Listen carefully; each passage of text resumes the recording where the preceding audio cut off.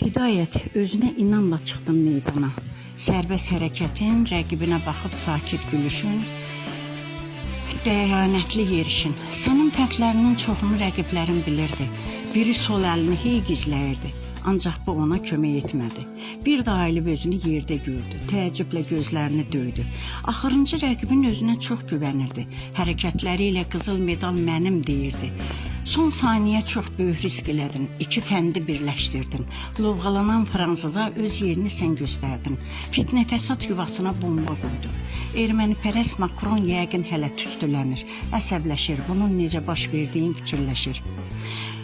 Əziz balam, dediyini sən elədin. Bayrağımız dalğalandı. Hindimizə ayaq üstə fransızlar qulaq astı. Vətənimin oğulları necə olur sən göstərdin. Rəqiblərini yerdən qaldırıb öpdün, qucaqladın. Hər ölkəyə mesaj attın. Biz beləyik, qalib ölkəyik. Qalib gəldiyimiz ölkəyə də sülh gətirmək istəyirik. Azərbaycanın judo üzrə qəhrəmanı. 16 illik qızıl medala həsrətimiz, buna son qoyan hidayətimiz. Bu cür tələbə yetişdirdiklərinə görə müəllimlərinə çox böyükdür təşəkkürlərimiz.